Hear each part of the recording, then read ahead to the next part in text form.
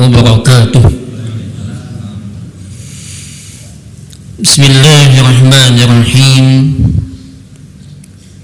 Alhamdulillahil malikil haqqil mubin alladzi habana bil imani wal yakin. Asyhadu an la ilaha illallah wahdahu la syarika lah wa asyhadu anna Muhammadan abduhu wa rasuluhu shadiqul wa'dil amin. Allahumma salli wa sallim ala nabiyyina Muhammadin khatamil anbiya'i wal mursalin wa ala alihi tayyibin wa ashabil akhyari ajma'in wa man tabi'ahum bi ihsani ila yaumiddin. Wa qala al-musannif Asy-Syaikh Muhammad An-Nawawi rahimahullahu ta'ala wa nafa'ana bihi wa bi ulumihi fid dharain amin. Wal maqalatu rabi'ah an Umar radhiyallahu anhu nukila 'an Syekh Abdul Mu'ti As-Samlawi anna an-nabiy sallallahu alaihi wasallam qala li Jibril alaihi salam sifli hasanati Umar faqala law kanatil biharu midada was-sajaru aklaman lama hasaratuha faqala sifli hasanati Abi Bakar faqala Umar hasanatun min hasanati Abi Bakar. Wa ba'dum. Bapak dan Ibu jamaah Masjid Al-Khairat yang tentunya semoga kita semua senantiasa dirahmati dan diberkahi oleh Allah Subhanahu wa taala. Alhamdulillah, kembali kita tak henti-hentinya untuk selalu bersyukur kepada Allah, untuk selalu merasakan betapa luasnya nikmat Allah, dan untuk selalu kita memanjatkan pujian-pujian kita kepada Allah. Syukur tidak hanya kita lafazkan di lisan, tetapi syukur itu meresap ke dalam jiwa, ke dalam kalbu, ke dalam hati kita. Dan lantas kemudian syukur yang meresap ke dalam jiwa, ke dalam hati itu kita buktikan dengan bersama-sama melaksanakan perintahnya. Wujud dari syukur itu adalah melaksanakan semua yang ada, yang diperintahkan, yang diberikan oleh Allah untuk menjalankan perintah Allah Ta'ala. Bapak dan Ibu yang tentunya semoga senantiasa dirahmati oleh Allah Subhanahu wa Ta'ala. Kalau pada beberapa waktu yang lewat kita berbicara tentang makalah yang ketiga, bahwa hidup yang sejati itu adalah diawali ketika kita masuk ke dalam liang lahat. Maka kalau begitu, hidup kita yang ini yang bagaimana? Inilah yang disebut Al-Hasan Al-Basri, ad-dunya mazra'atul akhirah. Ini tempat kita berladang. Sejatinya dalam setiap perjalanan hidup kita mencoba untuk selalu bertanya ke dalam diri kita, apa sih bentuk kemuliaan di sisi Allah itu? Bagaimana sih bekal yang mesti kita siapkan? Dan bagaimana kebesaran seorang hamba di sisi Allah? Mestinya inilah pertanyaan-pertanyaan yang selalu kita tanyakan. Apa ukuran kemuliaan itu? Kita faham inna akramakum indallahi atqakum. Sesungguhnya inna akramakum, yang paling mulia di antara kalian, indallah, di sisi Allah, adalah atqakum, yang paling bertakwa. Kita tahu ini, hafal kita. Tapi pada praktek, pada kenyataannya bukan itu yang kita kejar. Kekuasaan, kekayaan, harta, pangkat, jabatan. Ini yang kita anggap mulia. Sehingga segala macam cara kita gunakan yang pada akhirnya merugikan kita. Sementara perjalanan hidup begitu cepat berjalan. Barusan kita dulu kanak-kanak, tiba-tiba remaja, tiba-tiba dewasa, menikah, punya anak, punya cucu, nggak terasa kematian datang. Maka itulah Islam mengajarkan kemuliaan itu bukan pada yang tampak, tetapi pada keikhlasan dan amal yang tersembunyi. Sehingga tatkala kita masuk pada makalah yang keempat, makalah Rabi'ah, maka dinukil oleh Syekh Abdul Mu'ti As-Samlawi an Umar radhiyallahu an, dari Umar radhiyallahu an, anna Nabi sallallahu alaihi wasallam qala li Jibril alaihi salam, bahwasanya Nabi sallallahu alaihi wasallam bertanya kepada Jibril. Nabi bertanya dengan Jibril, ya Jibril, sif li hasanati Umar, jelaskan, sifatkan, tunjukkan kepadaku hasanat. Hasanat itu kalau diartikan kita itu ya pahala, kebaikan. Karena pahala itu nggak ada dalam teks-teks kita. Pahala kan bahasa Sanskerta, bahasa Arabnya ya hasanat. Iya. Al hasanatu bi asyri amsalha, satu kebaikan dibalas 10 kebaikan. Ya pahala tadi. Jelaskan ya Jibril kepadaku bagaimana kebaikan Umar. Faqal, maka berkata Jibril, "Lau kanatil biharu midada." Kalaulah lautan itu dijadikan tinta. Lau kanatil biharu midada, kalaulah lautan dijadikan tinta. Wasyajaru aqlaman, kemudian pohon-pohon dijadikan penanya, pulpennya, pensilnya, lama hasaratuha, tak mampu untuk menghitungnya. Lihat Bapak Ibu, sahabat mulia Umar bin Khattab itu, kalaulah ya kebaikannya itu dianggap tadi oleh ini, lautan itu dijadikan sebagai tintanya untuk menuliskan, adalah pohonnya sebagai penaknya, maka tak mampu untuk menghitung kebaikan Umar. Kita paham Umar itu sosok yang tegas, kuat, berani, ya, ditakutin.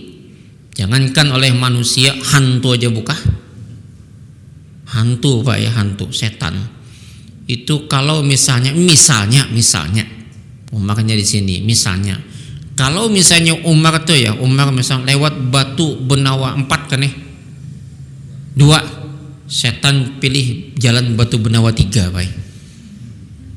Kenapa? Saking tak maunya dia bertemu Umar bin Khattab, ditakutin. Kenapa? Karena kekuatan tauhid Pak. Jadi jin, hantu, setan, apalagi serah sampai aja, itu sebetulnya semakin mengganggu kita kalau kita penakut. Biar bacaan kayak apa, zaman penakutan, hibak bacaan penakutan tetap biasa sahinya. Karena Al-Ghazali mengibaratkan jin, setan, apa segala macam itu ibarat anjing Pak. Mun kita wani buka, mun kita kadawani sasahinya, ya baik berhadapan sama sekali. Jangan takut ya sama yang namanya jin, setan, hantu, nggak ada sebetulnya. Itu cuman bayangan-bayangan pikiran kita aja. Nah, Umar ini adil. Oh ini lihat, ada seorang Yahudi, dia lapar, ya Umar, ya Amirul Mukminin, itu gubernur, dia mau menggusur rumah saya demi membangun masjid. Saya nggak mau. Kan cuma satu penghalang tuh. Amr bin As mau bangun masjid, cuma satu rumah yang nggak mau digusur. Ternyata milik Yahudi. Wah, mau digusur. Datang tuh Yahudi nemuin, ya Amirul Mukminin, saya menuntut keadilan. Itu gubernur berlaku sewenang-wenang. Dia mau gusur tanah rumah saya. Umar gampang. Diambilnya sesuatu, entah batu atau apa, diambil pedang, coret. Tunjukin ke gubernurmu ini. Lihat coretan pedang, takut. Amr bin As, panglima, Pak. Panglima perang dia, takut sama Umar bin Khattab. Akhirnya apa? Enggak jadi dia menggusur rumah si Yahudi. Tapi hebatnya Yahudi melihat yang kayak ini, oh ternyata luar biasa khalifah ini. Dan dia tertarik dengan perilaku akhlaknya khalifah. Tegas, berani, punya prinsip, tapi baik. Dia masuk Islam, Pak. Akhirnya nggak susah-susah, udah bangun aja masjid.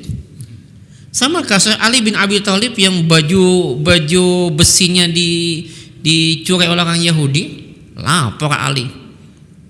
Yang kalah Ali yang kalah, karena Ali nggak punya bukti, nggak punya saksi yang kuat. Ketika yang dimenangkan Yahudi, kaget Yahudi, li. Kayak gitu kan, Ali, kan betul kau ini baju ini punyamu, kok kau yang kalah, aku yang menang? Kata Ali, karena kau punya bukti yang kuat, aku nggak punya bukti yang kuat, kau menang. Wah, dengan legowo Ali terima putusan pengadilan. Yahudi, kok begitu li? Ya itulah Islam. Kalau hakim salah dia dapat 1, kalau hakim benar dia dapat 2. Artinya dia salah memutuskan, tapi dia dapat 1. Kenapa dia dapat 1? Karena dia memutuskan sesuai dengan bukti-bukti dan fakta-fakta. Yang bersalah adalah saksi-saksi palsu, itu yang bersalah. Akhirnya Yahudi pun masuk Islam. Ya. Jadi luar biasa Umar ini ya. Kalau kita perhatikan banyak sekali kebaikan-kebaikan yang dia tunjukkan dan tak bisa dihitung, Pak. Nah, tetapi Nabi ternyata tidak berhenti hanya bertanya tentang Umar bin Khattab. Beliau bertanya lagi, sifli hasanati Abi Bakar. Jelaskan kepadaku kebaikan-kebaikan Abu Bakar. Maka Jibril mengatakan, Umar hasanatun min hasanati Abi Bakar. Umar memiliki satu kebaikan dari sekian banyak kebaikan-kebaikannya Abu Bakar. Artinya apa? Jawaban yang disampaikan Jibril ini bukan untuk merendahkan Umar, tidak ada sama sekali. Justru menunjukkan betapa tingginya derajat Abu Bakar di sisi Allah dan betapa luar biasanya Umar bin Khattab. Makanya Pak, urutan kita tuh harus mulai atas dulu. Ya, setelah Allah kan Rasul, setelah Rasul sahabat, Pak.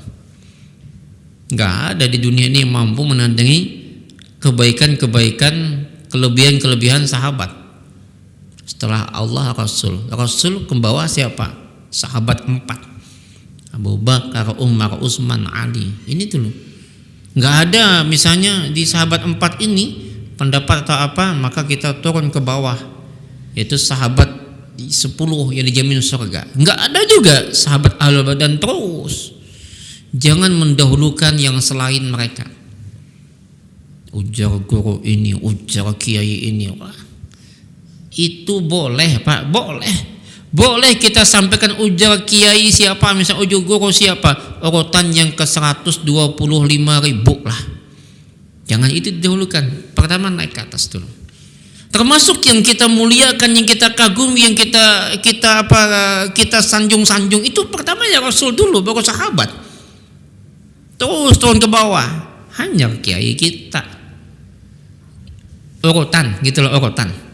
Tapi kalau memuliakan semua, jangankan kiai, orang tua, siapapun kita muliakan. Maksud saya urutan yang kita ambil pegangan, gitu loh, dalam hal beragama. Dalam sholat misalnya Nabi diutamakan siapa belakang beliau? Sahabat dulu, Abu Bakar, Umar. Jadi posisinya Abu Bakar kan sini, lalu Umar, lalu Utsman, lalu Ali, sahabat 10 nih. Nah ini kan harus rata nih. Kemudian sahabat Ahlul Badar terus sampai ke selanjutnya. Summalladzina yalunahum summalladzina yalunahum, kata Nabi. Kenapa begitu? Dahulukan mereka yang punya keikhlasan dalam pengorbanan. Nah di sini kalau kita perhatikan, Abu Bakar unggul dalam persoalan keikhlasan dan kelembutan. Umar unggul dalam persoalan ketegasan dan keberanian. Gitu Pak. Dua-duanya punya keunggulan. Umar bin Khattab simbol kekuatan Islam. Itu Umar. Simbol keberanian, simbol keadilan. Beliau bahkan berani mengambil keputusan seorang pencuri tidak dihukum. Kenapa? Karena dia terpaksa dalam kondisi lapar yang sangat ekstrem, dia mencuri, maka nggak dihukum. Banyak keputusan Umar bin Khattab ini yang tegas ya. Jadi simbol keadilan, simbol kekuatan Islam, simbol keberanian itu Umar. Sementara Abu Bakar adalah simbol kelembutan dan keikhlasan dalam Islam. Dua-duanya nggak bisa kita banding, Mbak. Kita tidak boleh membanding antara dua sahabat. Kita hanya akan mengkompromikan dan meneladani. Sama dalam rumah tangga kita, Pak. Kita tidak boleh membandingkan antara ibu kita dengan istri kita. Nggak boleh dibanding. Saya ngajar di hukum pidana Islam, bahwa tadi yang diangkat masalah kisos, diat, hudud dan takzir. Kalau kisos, jadi kenapa di Islam itu, di balik hukum Islam itu kisos itu ada kehidupan, karena tegas Pak. Membunuh hukumnya juga dibunuh. Sengaja tidak sengaja tetap kisosnya bunuh. Bolehkah dimaafkan? Bagus dimaafkan, tapi ada diat. Diat itu membayar tebusan sebanyak 100 ekor unta. Seekor unta berapa? 50 jutaan Pak. 100 berapa? 5M. Berpikir dulu membunuh Pak. Membunuh, pacangan aku mengganti 5M bakal susah. Itu sengaja. Kalau nggak sengaja separoh 50 ekor unta, berarti 2,5M. Kalau membunuh sengaja, maka yang membayarnya langsung yang bersangkutan datang ke rumah itu dan mengasihkan sebanyak 50 ekor unta. Nah, yang menarik tadi adalah juga ketika saya ngajar di kelas lain, pas saya ngajar kebetulan hukum keluarga Islam, bahwa di hukum keluarga itu yang terbanyak sebetulnya di ayat-ayat Quran itu bicara hukum keluarga. Haji nggak banyak Pak. Coba Al-Baqarah 197 itu pun sebetulnya lebih banyak bicara tentang persoalan bekal pulang ke Tuhan, kata Ibnu Katsir. Wa tazawwadu fa inna khairaz zadi taqwa. Berbekallah kamu, maka bekal terbaik adalah takwa. Kenapa? Kata Ibnu Katsir bahwasanya perjalanan haji adalah merupakan simbol perjalanan pulang ke Tuhan. Itu simbol haji, simbol pulang ke Tuhan. Maka nggak usah banyak-banyak. Tapi kalau bicara hukum keluarga, banyak. Mulai dari masalah khitbatun nisa, mengkhitbah, memilih pasangan, menikah, kemudian nanti ada hak hukum pengasuhan anak, talak, itu macam-macam. Ada yang kaget di antara mahasiswa. Saya bilang, kalau suami istri berpisah dalam hukum, dalam talak raj'i, sejatinya mereka tidak boleh berpisah rumah, tetap satu rumah. Udah talak boleh satu rumah. Kalau talaknya raj'i. Beda kalau khulu, ini raj'i. Dan di saat talak raj'i itu tetap si suami wajib membayarkan nafkah secara lahir.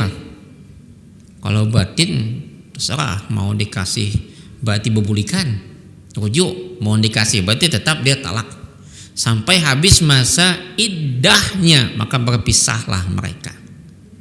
Itu Pak. Jadi kenapa jadi begitu? Karena Islam itu tidak menginginkan perceraian.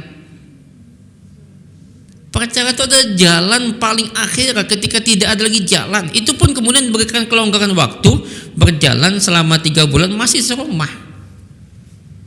Nah, belum lagi bicara hak hadanah, hak asuh anak. Hak asuh anak itu kalau berpisah suami istri, apabila dia belum balik, maka yang mengasuh anak itu ibu, mulai 0 sampai dia balik. Nanti ada beda antara laki sama perempuan, tapi saya secara umum dulu 0 sampai balik. Kita kalau di undang-undang kita yaitu sampai usia 12 tahun 12 tahun saya lupa, kalau nggak salah 12 tahun. Nanti di atas itu boleh memilih yang mengasuh ibu, tapi yang membayar semua bapak. Islam tuh gitu Pak ngaturnya, bapak yang bayar, nggak boleh ibu. Hatta mohon maaf, ibu nyusuin anak ibu sendiri dari suami yang telah mentalak ibu, itu suami wajib bayar upahnya. Itu terjadi enggak kan? Laki-laki setelah dicerainya istrinya udah tinggalkannya, udah urusan sana lah, enggak bisa. Itu darah dagingnya. Maka kemudian kalau misalnya si istri menikah sama laki-laki lain, anak itu dikembalikan kepada bapaknya walau belum sampai usia 12 tahun, julung ke abah. Tapi bagaimana kalau ternyata bapaknya bukan orang yang baik, nggak benar misalnya, pengadilan bisa mengambil keputusan dijulung ke ibu, itu begitu. Tapi harus ke bapak. Kenapa? Karena kalau anak ini ikut sama ibunya, kacaulah rumah tangga sang ibu. Kemana ibu itu kemudian wajibnya? Kewajiban sang ibu adalah kepada suami yang baru dan kepada anak-anak suamimu, kata Nabi, bukan kepada anak-anak mantan suami maupun di anak kandung kita. Ini nanti ada kaitan dengan psikologi Pak. Nanti yang nafkahin ibu itu siapa? Kan suami, ya kan? Suami yang baru. Sementara suami baru punya anak, darah dagingnya. Nah, maka kita pun harus melayani. Kita adalah untuk suami kita yang menafkahi kita, anak-anaknya, karena darah dagingnya.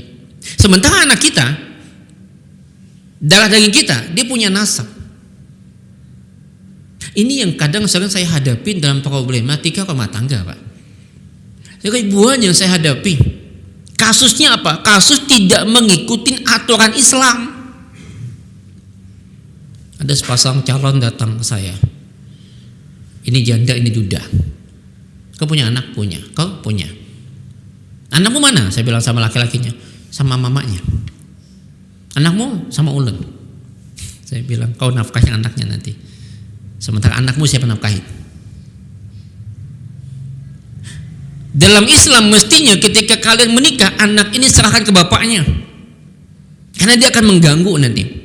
Belum lagi nanti Pak, kalau sudah sama-sama punya anak, ini bapak punya anak, nih ibu punya anak, satu rumah, satu ini, akan ada kecemburuan Pak. Itu kasus yang saya hadapi, ini fakta. Akan ada kecemburuan. Siapa yang dibela oleh ibunya? Ya anak kandungnya, bukan anak suaminya. Akhirnya apa yang terjadi? Si anak yang bapaknya bekerja cari nafkah siang malam, banting tulang, peras keringat untuk menafkahi ibu dan anak yang bukan anak kandungnya, sementara anak kandungnya diapain? Kasus-kasus ini tak pernah berhenti. Di setiap saya bertugas ada selalu. Belum lagi kadang-kadang seorang anak lebih tentu lebih mencintai ayah kandungnya. Maka kadang-kadang tidak ada penghormatan kepada ayahnya yang baru, ayah sambungnya. Bayangkan Pak, betapa seorang laki-laki dia bekerja siang malam, banting tulang untuk menafkahi dia dengan anak-anak yang bukan anaknya. Ternyata apa? Disikapi dengan sikap yang tidak hormat. Bayangkan ini. Nah itulah makanya di Al-Quran itu ayat yang berbicara tentang keluarga itu ratusan jumlahnya, dan semua aturannya itu jarang kita. Misalnya gini, seorang laki-laki ketika dia menalak istrinya, dia wajib bayar mut'ah. Mut'ah itu apa? Kalau bahasa kita tebus kasih sayang. Kasihan loh Pak, perempuan yang menemani kita dari nol, tiba-tiba kita tinggalkan dia, bayarkan dia, bikin, makanya mata itu kan senang, bikin dia senang, bahagia. Kau kutinggalkan karena kita mungkin tidak cocok lagi. Jadi minta maaf, kita mungkin tidak bisa bersama, tapi ini pemberianku untukmu yang membuat dia senang, bahagia, tidak terzolimi, tidak terlantar hidupnya. Itu mut'ah namanya. Adakah itu Pak? Enggak ada. Saya penghulu Pak, sering menghadapi kasus, bahkan saya juga sampai beberapa kali harus menghadapi sidang demi untuk menjadi saksi ahli dalam kasus-kasus pernikahan, kasus pembatalan nikah, apalagi ada kasus banyak juga pembatalan nikah itu juga banyak. Banyak kasus yang saya harus hadapi ketika di pengadilan. Nah Bapak Ibu yang dirahmati oleh Allah Subhanahu wa taala, kembali tadi. Nah, kalau kita bicara tentang persoalan dua sahabat ini, maka kita bicara tentang amal yang nilainya ikhlas. Itu lebih besar daripada amal yang nampak besar tapi enggak ikhlas. Artinya apa? Sekecil apapun amal, yang penting ikhlas, itu bernilai mulia. Apa yang kita ambil Pak? Contoh, senyum yang tulus Pak. Apa sih susahnya kita senyum dengan tetangga, dengan kawan? Apa sih susahnya kita menyapa lewat chatting, apa kabar, bagaimana keadaan? Itu merupakan ketulusan yang di mata Tuhan itu memiliki nilai besar. Silaturahim itu Pak, hari ini sering kita susah ya. Padahal silaturahim itu kan menghasilkan satu, ayyub basatallahu fi rezeki. Yang namanya rezeki itu bukan cuma duit, ya. Rezeki bukan cuma duit. Kita sehatnya rezeki Pak. Maka kalau kita senyum yang tulus, kita menyapa tetangga kita, secara tidak sadar kita menarik rezeki Pak. Bayangkan. Ketika kita senyum tulus, kita sapa tetangga kita atau kita cek teman kita bagaimana keadaan saudara, bagaimana ini, kita secara tidak sadar menarik rezeki. Bahkan tak hanya itu saja, au yunsa'alahu fi athari, juga akan memperpanjang asar kita, nama dikenang Pak. Lihat orang-orang baik itu meninggal dikenang. Ustadz Jazir tuh ya, ketua Masjid Jogokarian yang meninggal kemarin, meninggal 63. Itu yang mensolatkan berapa banyak? Kenapa? Dikenang. Orang jauh-jauh datang, oh dia baik. Dulu di masjid itu kan pencetus ya. Masjid itu istilahnya menjadi tempat memakmurkan lingkungan. Kan beliau, orang mengenal beliau. Kenapa? Karena masjid itu tempat silaturahim Pak. Kita di masjid bukan cuma sholat doang, ketemu Pak. Makanya selesai sholat, kenapa Nabi menghadap kepada jamaah? Pada menghadap kanan boleh, enggak menghadap belakang juga boleh. Ada enggak larangan kita tetap di depan? Justru abdulnya ke depan. Tapi kenapa Nabi menghadap kepada jamaah? Satu, Nabi ingin melihat sahabat-sahabatnya ada enggak yang enggak datang. Kenapa enggak datang? Siapa tahu dia sakit, kita elangin dia. Yang kedua, untuk menunjukkan bahwa sholat telah selesai. Dan yang ketiga, Nabi ingin menyampaikan sesuatu kepada sahabat-sahabatnya. Kenapa? Itulah Nabi kemudian balik menghadap jamaah. Bolehkah menghadap kanan? Enggak apa-apa. Ada yang nanya saya gitu dulu, Ustadz, kita habis sholat tuh yang bujur tuh menghadap ke belakang, kan menghadap kanan, dua-duanya bujur, kan menghadap pun betul. Yang kata bujur itu tuntung sebagai buka, itu kata bujur. Itu bujur dua-duanya. Ini dikit, oh bid'ah. Kapan selesai? Kita bicara selalu persoalan fikih adalah benar salah. Saya selalu bilang gini, Pak, 2 tambah 2 sama dengan 4. Ya. 2 kali 2 juga 4. Akar 16 4. Log 10.000 juga 4. Apakah kemudian saya tetap bertahan pokoknya 4 itu 2 tambah 2? Yang lain juga bisa. Ada 10.000 log dari 10.000 4 juga. Akar 16 juga 4. Kita nggak bisa menafikan itu. Maka kalau ada teman kita yang ternyata mungkin salah menurut kita, pertama, maafkan dulu. Yang kedua, wastaghfirullah, mintakan ampun, ya Allah maafkan, mungkin dia nggak tahu. Dan yang ketiga, wasyawirhum, ayo kita musyawarah. Selesai sholat kita datangin dia, Pak, tadi ulun lihat sholat pian begini, ulun kan begini, ini kira-kira yang salah tuh ulun kah? Kan gitu.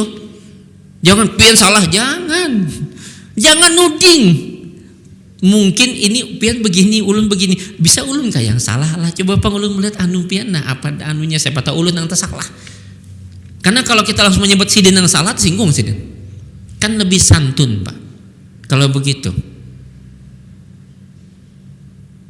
Yang namanya syariat itu tidak di otak, tidak di apa?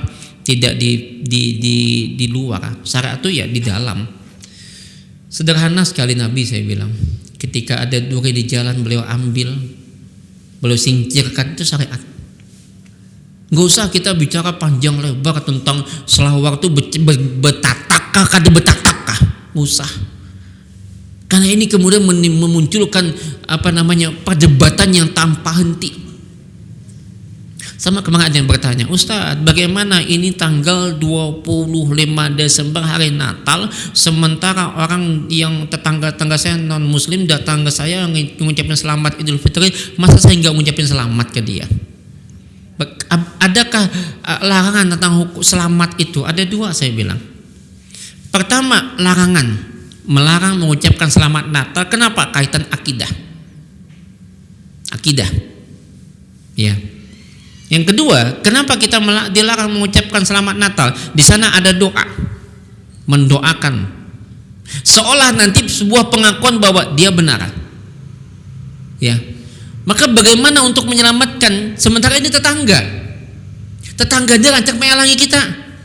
Bila melang itu, pokoknya mengucapkan selamat Idul Fitri lah, ini segala macam bawaan. Senang kita diucapkan selamat. Nah ke dia, masa kita nggak balas? Tapi caranya bagaimana? Datangin dia, selamatlah, selesai. Nggak usah tambahin, pokoknya selamatlah, selesai. Selamat apakah? Yang penting selamat. Kenapa? Karena kaitan persoalan kita yang jadi persoalan bukan selamatnya, tapi Natalnya selamat. Itu yang jadi persoalan kita. Maka buang Natalnya, selamat aja. Nah, yang membolehkan bagaimana? Yang membolehkan satu, kaitan membolehkan adalah sepanjang itu hanya diucapkan di lisan, tidak sampai ke sini. Dan yang kedua, yang boleh mengucapkan itu hanya pemimpin, presiden, menteri agama, untuk menjaga kerukunan umat beragama. Ya, itu yang dibolehkan. Kenapa? Kalau tidak mengucapkan selamat itu, maka bisa pecah Indonesia. Maka presiden boleh, menteri agama boleh. Loh kita presiden lain, menteri agama lain, kok bila ketemu selamat Natal, gak usah kita ucap selamatlah. Ketemu tetangga yang non muslim, dia merayakan Natal, selamatlah, selesai. Yang penting kita ada toleransi, ya. Tapi itu pun juga kalau yang mengucapin tadi hanya sampai di sini, nggak sampai ke dalam. Tapi ya jangan sampai Natal bersama, ini bahaya kalau sampai itu sudah kebablasan, ya. Nah jadi senyum tulus, silaturahim yang ikhlas, ya, bukan karena ada maunya. Tak berhutang hanya kau datang, bukan ada berhutang ada datang.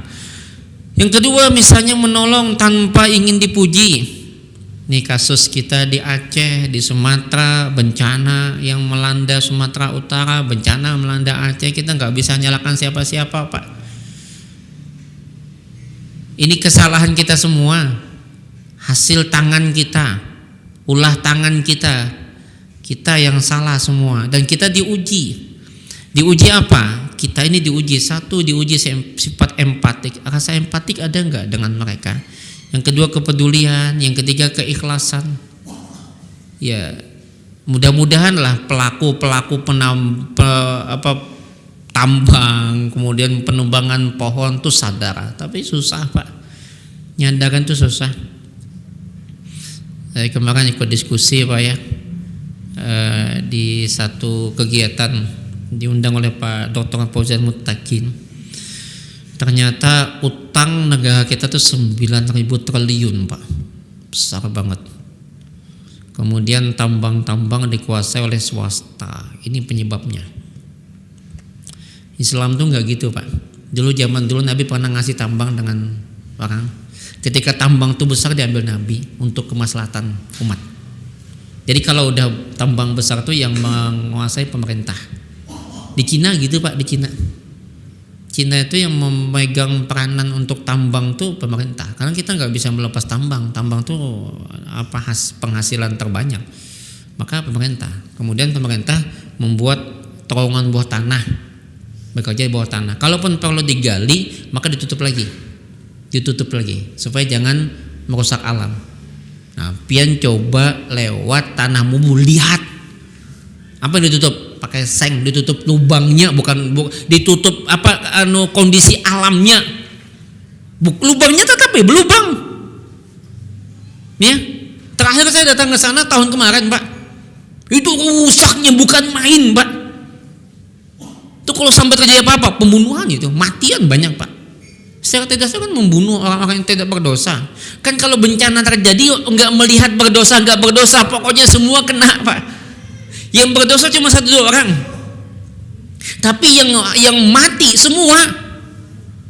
Nggak peduli nih orang soleh orang nggak soleh, pokoknya kena semua. Ya, itu Nabi Musa pernah protes, Pak, lawan Tuhan. Ya Tuhan, tuh kok kenapa? Kok yang berdosa si A yang kena kami semua? Kenapa Tuhan? Ternyata Nabi Musa digigit seekor semut, Pak. Semut gigit Nabi Musa, pedas keras banget, sakit. Oleh Nabi Musa dipukul semutnya. Ya, kata Tuhan, tuh yang ngigitmu cuma satu, kenapa semua yang kau pukulin? Kan sama. Yang enggak tahu menau kena akibatnya. Makanya nih mumpung ingat, tolong dijaga betul ya kondisi alam kita, jangan sampai buang sampah sembarangan. Sudah mulai rusak, Pak. Hutan Kalimantan ini lebih rusak daripada hutan Sumatera, Pak. Hasil diskusi kemarin lebih rusak. Tetapi bedanya Kalimantan lebih luas daripada Sumatera, sehingga aman. Hutan Kalimantan lebih luas daripada Sumatera, itu amannya. Kalau rusak jadi lebih rusak hutan Kalimantan. Kenapa? Bos-bosnya di sini, tinggal di sini bertahun. Ya. Tapi ya ngalihnya mereka umpat nyumbang macam-macam, Pak. Nyumbang acara ini, nyumbang ini, menghajikan, mau umrahkan, macam-macam. Padahal merusak alam kita, ya. Nah, makanya Bapak Ibu itu ya saling menolong lah kita. Kemudian apalagi amalan lain nih, misalnya kita bisa pakai yang orang lain nggak tahu, mendoakan orang lain yang orang tuh nggak tahu. Itu juga pahala besar, ya. Nah kemudian kita lanjut, Pak, ya. Jadi sekali lagi Syekh Nawawi tidak bicara untuk membandingkan sahabat Abu Bakar dan Umar, tapi untuk menjadikan keduanya sebagai teladan. Umar teladan ketegasan, Abu Bakar teladan kelembutan, tapi dua-duanya ikhlas. Izzud dunya bil mal wa izzul akhirah bis solihil a'mal. Kemuliaan dunia itu dengan harta, kemuliaan akhirat itu dengan amal soleh. Maksudnya kata beliau, fala tatakawwa umurud dunya wala tasluh illa bil amwal. Tidaklah akan menjadi kuat perkara-perkara dunia dan tidaklah menjadi baik perkara perkara-perkara dunia bila tanpa amwal, tanpa harta. Wala tataqawwa umurul akhirah wala tasluh, dan tidaklah menjadi kuat perkara akhirat dan tidak pula menjadi baik perkara akhirat illa bil a'mali shalihah, kecuali dengan amal soleh. Bapak Ibu, sedikit saya ingin jelaskan sebelum kita tutup. Ini sebetulnya kalau ingin dunia maka perkuat harta, kalau ingin akhirat perkuat amal soleh. Tapi ada yang menarik di sini. Sejatinya dunia itu ladang akhirat. Maka kita juga tidak boleh menjadikan atau membenci yang namanya harta dunia. Karena bagi orang beriman harta itu menjadi manfaat, jadikan ladang amal. Ada satu ungkapan yang saya tidak sependapat, Pak. Saya tidak sangat sependapat. Satu ungkapannya adalah bahwa uang, harta itu tidak menjamin bahagia. Betul, uang, harta tidak menjamin bahagia. Tapi apakah kemudian yang miskin juga menjamin bahagia? Kan belum tentu. Enggak punya uang saya juga bahagia, bagi yang enggak punya uang. Justru bagi saya uang, harta, kepangkat, jabatan itu penting. Manfaatkan sebagai ladang amal untuk akhirat. Hari ini yang punya uang yang berkuasa, Pak. Coba kalau kita yang punya uang, kita bisa misalnya pemimpin kita pemimpin yang baik. Ini kan karena mereka yang menguasai, pemimpin tentu pemimpin yang di bawah kekuasaan mereka. Coba siapa yang jadi gubernur, siapa yang jadi presiden, itu kan siapa yang menentukan? Para penguasa, pengusaha, Pak. Kalau kita, mestinya kita yang punya. Nah, kemudian dengan itu kita menjadikan harta itu sebagai ladang amal. Bagi orang beriman, semua kaji lagi. Juga ada dua nih yang waktu, harta dan sebagainya itu penting untuk kita perhatikan, Pak, ya, dalam persoalan kebaikan dunia dan akhirat. Artinya gini, konsep dunia itu adalah baik, konsep akhirat juga baik. Jadi Rabbana atina fid dunya hasanah wa fil akhirati hasanah wa qina azabannar. Artinya di dunia perlu kebaikan, dan kebaikan dunia tentu juga perlu harta, pangkat, jabatan, itu penting.